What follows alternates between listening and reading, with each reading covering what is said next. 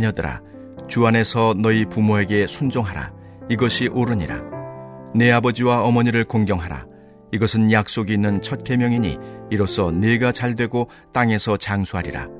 또 아비들아, 너희 자녀를 노엽게 하지 말고 오직 주의 교훈과 훈계로 양육하라. 종들아, 두려워하고 떨며 성실한 마음으로 육체의 상전에게 순종하기를 그리스도께 하듯 하라. 눈가림만 하여 사람을 기쁘게 하는 자처럼 하지 말고 그리스도의 종들처럼 마음으로 하나님의 뜻을 행하고 기쁜 마음으로 섬기기를 주께 하듯 하고 사람들에게 하듯 하지 말라. 이는 각 사람이 무슨 선을 행하든지 종이나 자유인이나 주께로부터 그대로 받을 줄을 알미라. 상전들아, 너희도 그들에게 이와 같이 하고 위협을 그치라. 이는 그들과 너희의 상전이 하늘에 계시고 그에게는 사람을 외모로 취하는 일이 없는 줄 너희가 알미라. 아멘.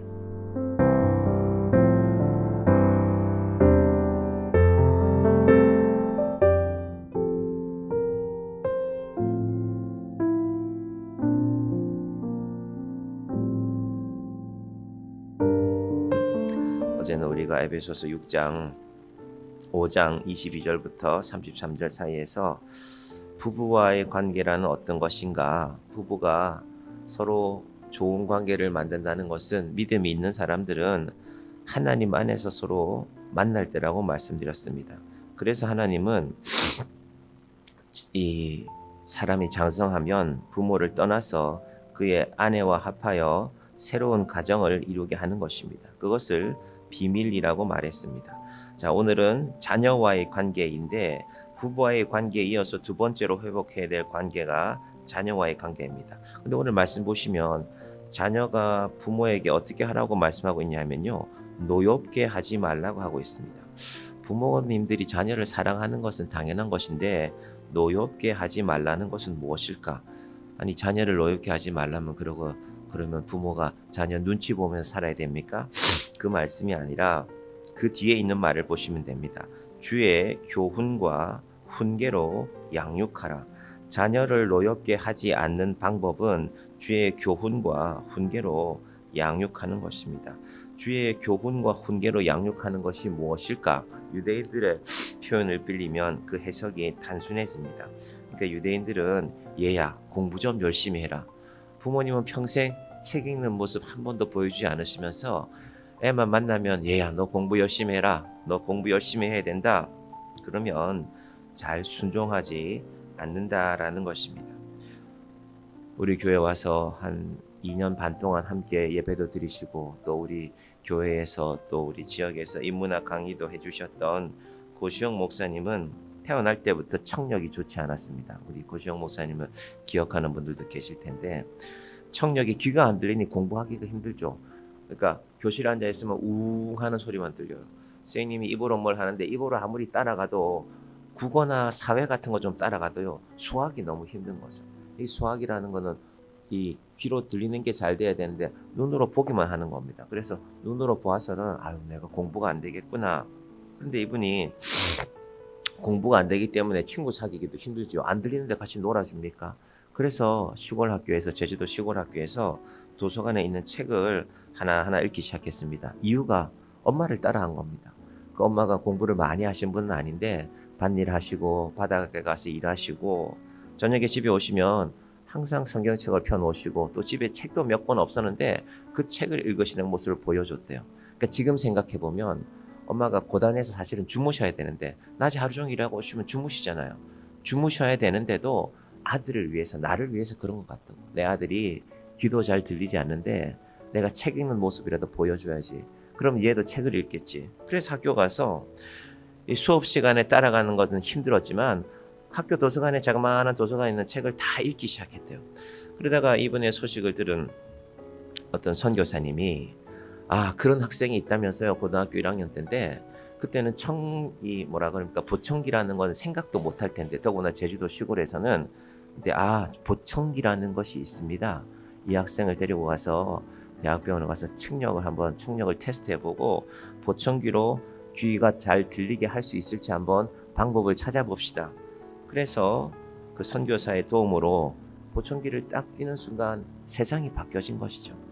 근데 만약에 자기가 그때까지 엄마가 성경 읽는 모습 보면서 자기도 책을 따라 읽지 않았다면 공부 안 했을 거래요. 노는 게 훨씬 재밌는데, 공부 안 해도 친구들 노는 것만 봐도 재밌는데, 그런데 엄마가 책을 읽으니 나도 책이라도 읽어볼까 하고 따라한 것이, 그래서 지금 본인이 하시는 일이 책 읽자는 말씀하시는 거 아닙니다. 좋은 책 읽고 말씀 읽고, 우리가 엄마 아빠가 다른 모습으로, 이분이 오남중학교에 가서 강의하셨는데 그때 오남중학교 엄마들한테도 바로 이 말씀하셨습니다.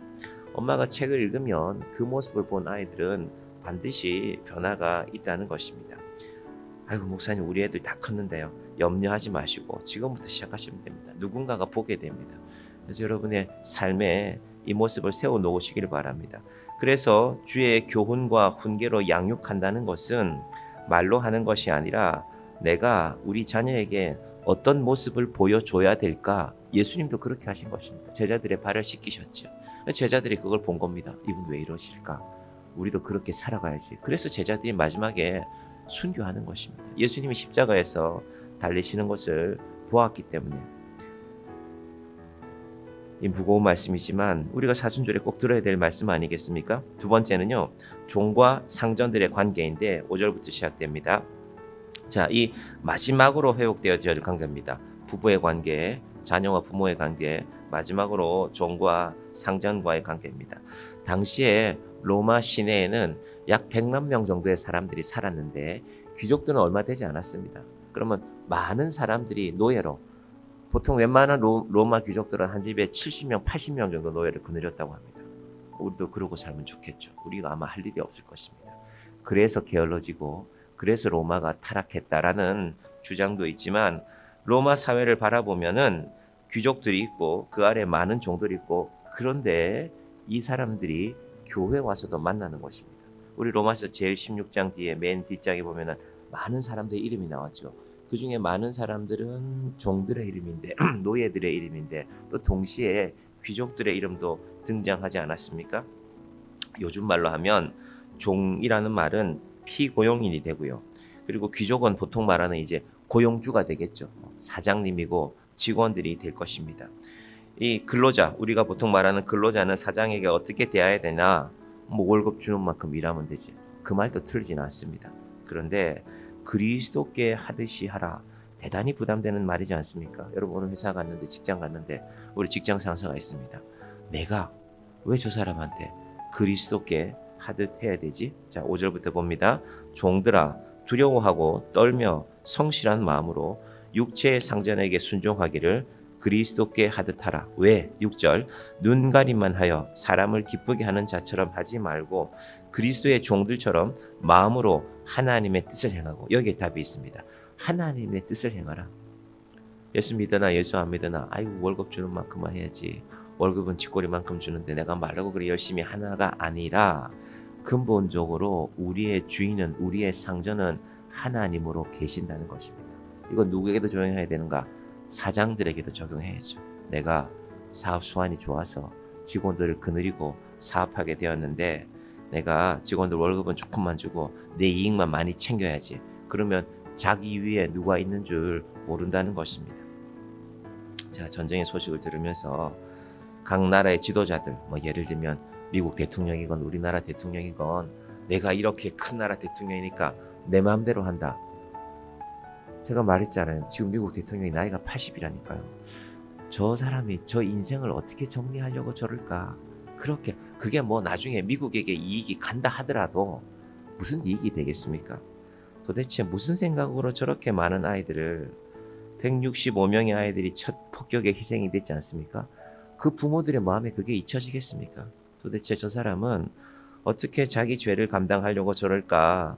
제가 트럼프하고 무슨 상관이 있습니까? 제가 아침에 눈을 뜨자마자 기도를 하게 됐어요. 하나님, 저 사람이 자기 위에 하나님이 있는 줄 알아야 되는데, 하나님께서 우리의 인생에도 이 말씀을 적용해 가기를 바랍니다. 그 위에 하나님이 있는 줄 알면, 내가 우리 회사 사장을 보면 아이고 좀 사람이 사람답지가 못해, 그럴 수 있죠, 인간은. 그런데 7절, 기쁜 마음으로 섬기기를 주께 하듯 하고 사람들에게 하듯 하지 말라. 여러분, 일이 있는 것이 기쁨입니다. 제가 미얀마라는 나라를 몇 차례 가면서 미얀마에서 이렇게 영국 선교사님들을 만나게 됐습니다. 이제 영국 선교사님들이 하시는 일을 우리 한국 선교사님에게 넘겨주는 그런 과정에 있었어요. 영국 선교사님들이 좋은 고아원도 세우고 좋은 유치원도 세워놓았고 이제 그분들은 연세가 70, 80 되셨으니까 이제 우리 일을 다음 선교사에게 넘겨줘야 되는데 영국에서는 선교사가 오지 않으니까 찾다가 한국 선교사들을 찾은 것입니다. 근데 그 선교사님들이 매주 일주일에 한 번씩 하던 일이 거기 있는 어느 운동장에서 테니스 치는 일이었습니다. 그래서 선교사님이 저한테 갑자기 갔는데 목사님 테니스 칠 줄 아냐고 그래서 뭐 제가 공원 받아서 넘깁니다 해서 가서 그분들이랑 한번 테니스를 쳤는데요. 이게 참 부담되는 일이었습니다. 왜냐하면 그 텔레비전 보시면 테니스 칠 때요. 공을 줍는 사람들이 유명한 경기 윈블드 같은 거 보시면은요. 양쪽에 코너에 무릎을 꿇고 앉아 있어요. 그리고 공이 오면은 딱 받아서 탁 넘겨주고 이래요. 저는 평생 저는 선수가 아니었기 때문에 그런 대접을 받아본 적이 없는데 그 선교사님들이 알고 보니까 그 친구들이 미얀마에서 그것도 영어를 할 줄 아는 대학생들이었어요. 근데 몇 달러 주고 그 일을 시키는 거예요. 그만한 일도 없으니까. 그래서 제가 너무 마음이 아팠습니다. 그 친구들이 하고 나서 이제 자기들이 오늘 일한 거를 써서 이렇게 줘요. 몇 명이 왔고요. 우리 이런 일을 했고요. 우리 교통비 얼마고 하고 그걸 영어를 쓰는데요. 필기체를 썼는데 얼마나 잘 썼는지 와 이건 완전히 대학 교수님 해야 될 사람들인데 이런 사람들이 와서 그 영국 사람하고 한국 사람하고 테니스 치는데 공 주어주는 게 뭐가 좋겠습니까?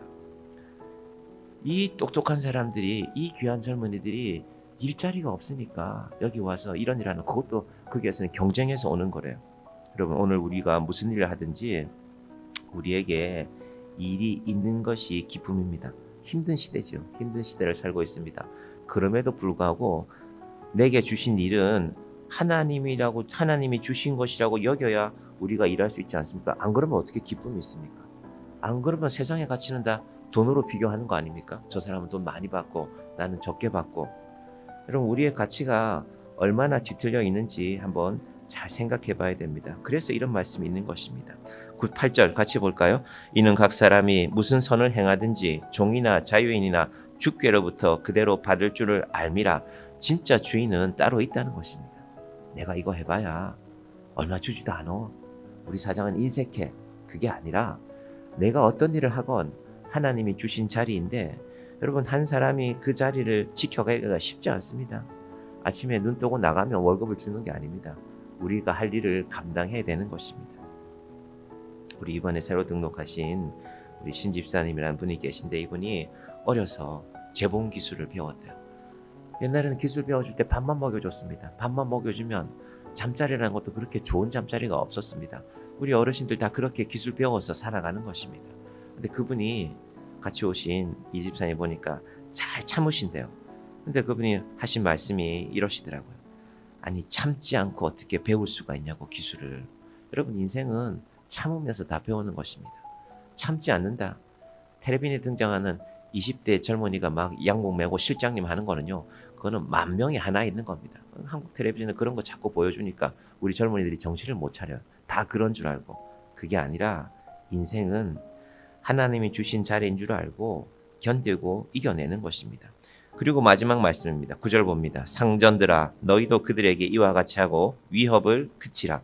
이는 그들과 너희의 상전이 하늘에 계시고 그에게는 사람을 외모로 취하는 일이 없는 줄 너희가 알미라. 위협을 그치라. 여러분 기도하시기 바랍니다. 하나님 나라가 나라를 위협해서 러시아가 우크라이나를 전쟁하고 내가 힘이 세니까 너를 쳐도 돼 아닙니까? 위에 계신 하나님을 모르는 거죠. 미국은 우리는 생각하기에는 교회 나가는 사람들이 많고 기독교 국가이지만 제가 볼 때는 기독교의 가치는 이제 거의 버려진 것 같습니다. 하나님이 두려운데 이런 일을 하면 되겠습니까? 전쟁을 박 먹듯이 하면 여러분 세상이 망해가는 거 아닙니까? 안 싸워야죠. 할 수 있으면 참아야죠. 그래서 우리와 별로 없는 일인 것 같지만 근데 운전하시는 분들은 주유소 갈 때마다 생각하시잖아요. 이 기름값이 언제 떨어질까? 전쟁이 끝나야 됩니다. 그래서 기도하셔야 됩니다. 하나님, 우리 인생들이 얼마나 완악합니까? 얼마나 교만합니까? 자기 위에 상전이 있음을 알고 우리가 월급을 받는 사람으로 일할 때는 내 사장이 나의 주인이 아니라 하나님께서 주신 자리다. 그 성실함으로 일하시고 그리고 상전들 혹시 내가 좀 높은 자리에 올라갔으면 너희도 그들에게 이와 같이 행하고 위협을 그치라. 너희 위에 내가 있다는 것입니다. 하나님께서 이 진리의 말씀 안에서 우리의 삶을 지켜가고 우리의 인생을 영위해가는 그 지혜와 능력이 있는 인생들이 되기를 주님의 이름으로 간절히 축원드립니다. 기도하겠습니다. 하나님 아버지 감사합니다. 세상에 많은 관계들이 있는데 에베소서 5장과 6장에서는 부모와 부부와 부모와 자녀 그리고 종과 상전의 관계를 우리에게 알려주고 있습니다. 하나님, 우리의 일은 하나님이 허락하신 것입니다. 세상에 우리보다 똑똑하고 능력이 많은 사람이 많지만 일을 구하지 못해서 평생을 가난하게 살아가는 사람들이 온 세상 많은 나라들에 있습니다. 하나님, 오늘 우리에게 주신 일이 있습니까? 감사하며 일하는 자들이 되게 하여 주시옵소서. 내 이익만 취할 것이 아니라 내 위에는 내 진짜 상전인 하나님이 계심을 알고 하나님 앞에서 나는 어떻게 행할까? 눈가림만 하여 사람을 기쁘게 하는 자가 아니라 그리스도의 종들처럼 마음으로 하나님의 뜻을 행하는 오늘 하루 우리의 일이 되게 하여 주시옵소서. 아버지 하나님, 이 일을 통하여서 우리의 가정을 영위하고 또 하나님의 교회를 섬겨가게 하셨습니다. 하나님께서 우리에게 주신 것에는 그 뜻이 있습니다. 교만하게 일하지 말고 겸손함으로 하나님의 뜻을 쫓아 오늘 하루도 살아가게 하여 주시고 그 일을 감당할 때 하나님 우리에게 건강도 허락하여 주시고 직장에서의 관계 어려움들이 있습니까? 그 관계 가운데도 하나님께서 인정하시는 사람을 사람들에게도 인정받는 사람들이 될 수 있도록 주님 우리의 관계를 지켜 주시옵소서. 예수님의 이름으로 기도드립니다. 아멘.